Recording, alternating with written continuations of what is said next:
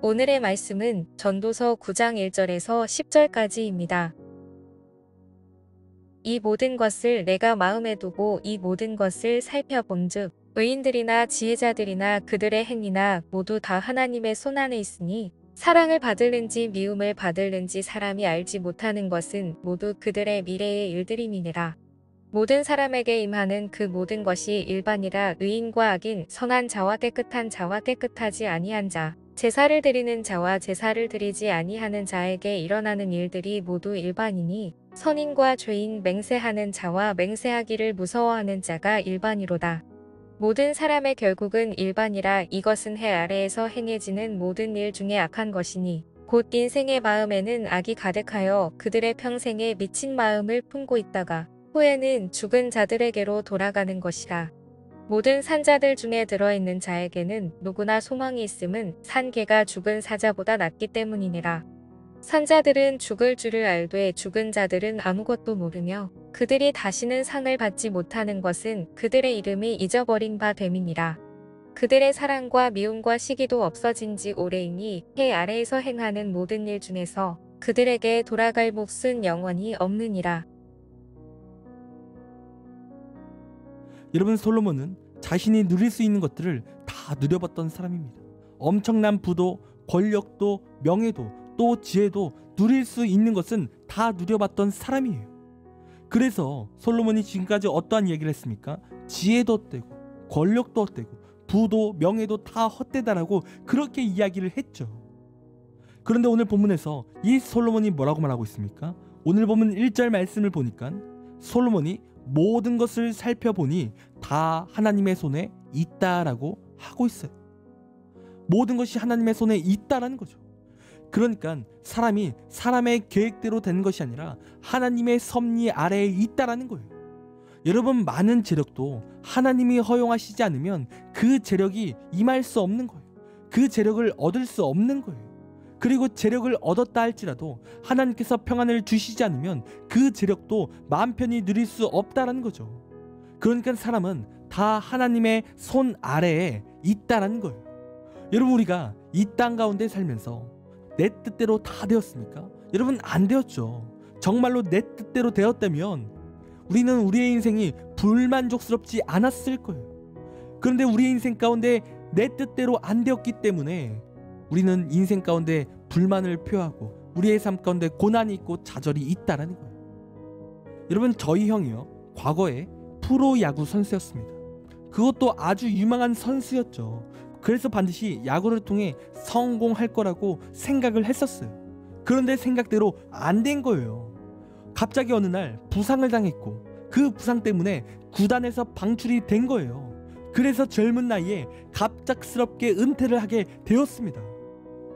여러분, 이처럼 내 뜻대로 안 되는 게 내 인생이에요.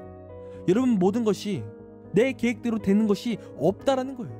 여러분, 모든 것은 하나님의 손 아래에 있습니다. 하나님의 계획 아래에 있는 거예요. 하나님의 뜻대로 나아가는 것이 우리의 인생이라는 거죠. 그래서 우리는 내가 내 인생을 계획해 나가는 것이 아니라 하나님께 묻고 하나님의 뜻을 묻고 나아가는 것이 정말 중요한 거예요. 왜요? 그 길은 반드시 하나님께서 섭리하시는 인생이 되기 때문에 그래요. 여러분, 그런데 사람의 문제는 무엇입니까? 하나님의 손에 있음을 인정하지 못한다는 거예요. 그래서 내 삶에 문제가 가득하고 또 두려움과 좌절 속에 살아간다는 거예요. 그러니까 내 삶에 고난과 고통이 임해요. 여러분, 그리고 이러한 고난과 고통이 임할 때 내 삶에 어떤 것이 임한다라고 느낍니까? 소망이 없음을 느낀다라는 거죠. 내 인생은 소망이 없어, 이렇게 말한다라는 거예요. 여러분, 그러니까 하나님의 섭리가 없는 인생은 고난투성이에요. 좌절이죠. 앞서 저희 형이 부상으로 야구 선수를 못하게 되었을 때 여러분, 좌절하는 거예요. 이렇게 실패를 맛볼 때 좌절하는 거예요. 평생을 야구만 했는데 실패했으니까 힘든 거죠. 여러분, 특별히 저희 집은 굉장히 가난했었습니다. 그래서 어머니 아버지가 형을 야구시키겠다고 정말 뼈 빠지게 고생하시면서 야구를 시켰죠. 그러니까 가족들의 이러한 헌신이 있었어요. 그래서 저희 형이 이 가족들의 헌신에 부응하고 싶어 자신이 야구를 통해 성공하고 싶었는데 그게 뜻대로 안 된 거예요. 그래서 그렇게 구단에서 방출될 때 좌절했고 고통의 시간을 보낸 거예요. 여러분, 여기까지만 보면 실패한 인생처럼 보이고 이 인생은 고난이 가득하고 이 인생은 정말 헛된 인생처럼 보이는 거예요. 여러분, 사람이 이렇게 실패하잖아요. 그리고 이렇게 좌절하잖아요. 극심한 우울증에 빠져요. 그리고 우울증에 빠지는 사람들은 죽음이라는 극단적인 선택을 하고 싶어지는 거예요. 저희 형도 극단적인 선택은 하진 않았지만 그럼에도 불구하고 극심한 좌절에 빠진 적이 있어요. 살아있는 것이 너무나 힘든 시기를 보낸 적이 있다라는 거예요. 여러분, 그런데 오늘 솔로몬이 우리에게 어떠한 말씀을 전합니까? 그래도 살아야 한다라는 거예요. 죽는 것보다 살아있는 게 낫다라는 거죠. 여러분, 이 말을 우울증에 빠져 있거나 지금 고난의 순간에 있는 사람들이 들으면 이해가 안 되는 말씀인 거죠. 왜요? 내 인생이 이렇게 힘든데, 눈만 뜨고 있는 것도 너무나 지치고 외롭고 힘든데 어떻게 죽는 것보다 살아있는 게 낫냐라는 말을 하냐라는 거예요. 여러분, 그렇다면 솔로몬이 왜 죽는 것보다 살아있는 것이 낫다고 그렇게 말을 했을까요? 여러분, 그 이유는 무엇이냐면 살아있는 자에게는 소망이 남아있기 때문에 그래요. 여러분, 사람이 극심한 고통에 빠지는 이유가 뭐냐면 소망이 없기 때문에 그래요. 내 삶에 지푸라기라도 잡을 것이 없기 때문에 내 삶이 고난스러운 거죠. 내 삶이 고통스러운 거예요. 좌절뿐인 거죠. 여러분, 그러나 하나님께서 우리에게 말씀하시는 게 뭡니까? 힘든 우리의 삶에도 소망이 있다라는 거예요. 아무것도 없어 보이는 우리에게 아직도 소망은 남아 있다라는 거죠. 여러분, 그렇다면 그 소망이 무엇입니까? 바로 우리 하나님이시라는 거예요. 여러분, 물론 세상을 붙잡으면 소망이 없어요. 헛되고 헛되기 때문에 여러분, 그 세상 가운데 있는 소망을 얻을 수 없는 거죠. 그러나 평강의 왕이신 예수 그리스도를 붙잡으면 내 삶에 소망이 넘치는 거예요. 여러분, 우리 예수님은 평강의 왕이십니다. 우리에게 평안을 주시는 분이에요. 여러분, 그리고 우리 예수님은 기쁨의 근원이세요. 그래서 우리가 그러한 하나님을 붙잡으면 우리의 인생 가운데에는 기쁨이 넘치는 인생이 된다라는 거예요. 여러분, 우리는 이 힘든 시기에 우리가 하나님을 붙잡아야 됩니다. 그리고 우리가 하나님을 붙잡잖아요. 하나님이 우리 가운데 역사하셔서 우리를 위로하세요. 우리에게 살라고 말씀하시는 거예요. 그리고 내 삶에 기쁨이 넘치게 되는 겁니다. 그리고 하나님께서 우리의 삶 가운데 섭리하셔서 우리의 고통의 문제를 해결하신다라는 거예요. 여러분, 그러므로 우리의 인생 가운데 소망이 없는 것이 아니라 우리의 인생에 하나님을 붙잡으면 소망이 넘치게 되는 거예요. 여러분, 물론 지금 내가 기도할 때 우리 기도가 답답하고 지금 하나님이 내 기도를 안 들으시는 것 같다라는 그러한 느낌을 들 때가 있어요. 여러분, 그러나 놀라운 사실은 무엇이냐면 하나님은 우리의 기도 소리를 다 듣고 계신다는 거예요. 그리고 나의 고난과 고통을 다 알고 계신 거죠. 여러분, 그래서 어쩌면 오늘 이 말씀을 하나님께서 지금 필요하신 분들에게 전하시는 말씀일지도 몰라요. 하나님의 메시지일 수도 있다는 거예요. 기도하셨던 자들, 그렇게 외롭고 고통 가운데 부르짖었던 자들에게 하나님께서 주시는 메시지일지도 모른다는 거예요. 그러니까 내가 하나님께 기도했던 그 시간에 하나님께서 지금 섭리하신다는 거예요. 그래서 지금 필요하신 말씀을 듣게 하셨다는 겁니다. 여러분, 우리 하나님께서는 우리의 기도를 다 들으십니다. 우리 하나님께서는 우리의 마음을 너무나 잘 아세요.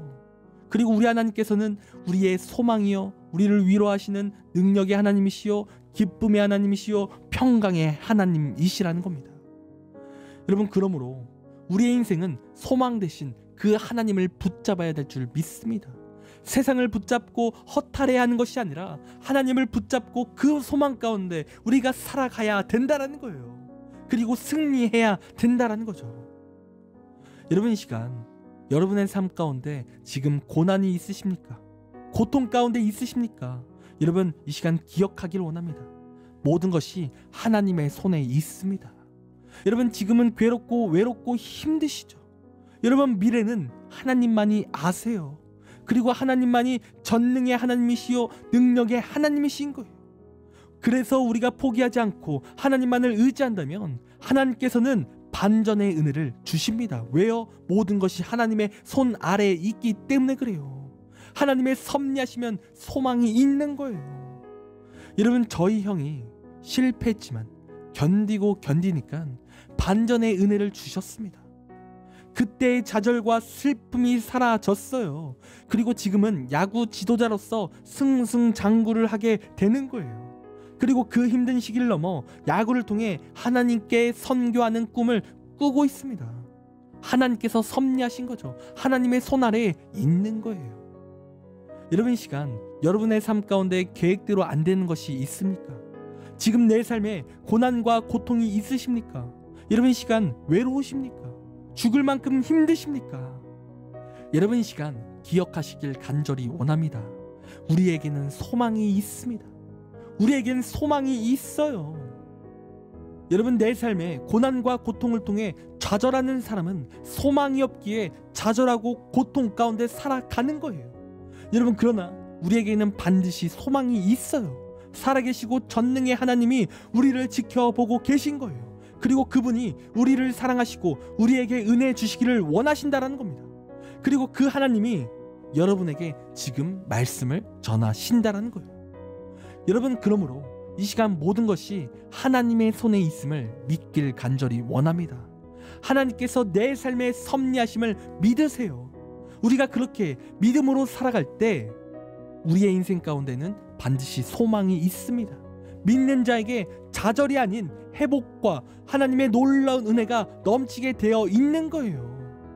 여러분, 그러므로 이 시간 모든 것이 하나님의 손에 달려 있음을, 또 우리의 삶에는 소망이 넘침을 믿는 우리가 되기를 간절히 원합니다.